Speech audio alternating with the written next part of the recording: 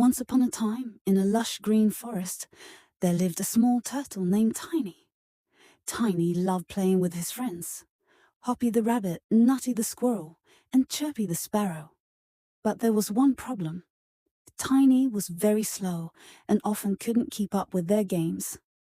One day, his friend said, "Tiny, you're too slow. You can't compete with us in any game."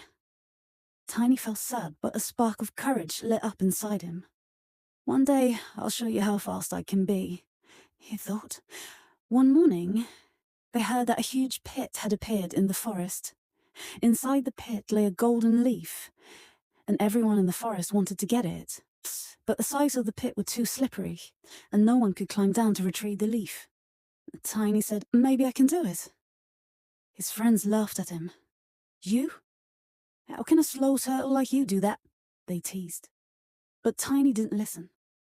Step by careful step, Tiny made his way to the pit.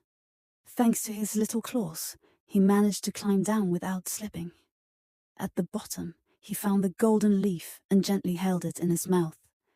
Then he began climbing back up, one slow step at a time.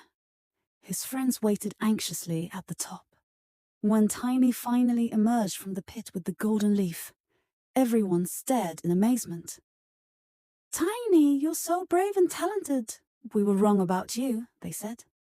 From that day on, Tiny learned that being slow could sometimes be the best trait of all. His friends grew to love and respect him even more. And so, Tiny became known as the bravest little turtle in the forest.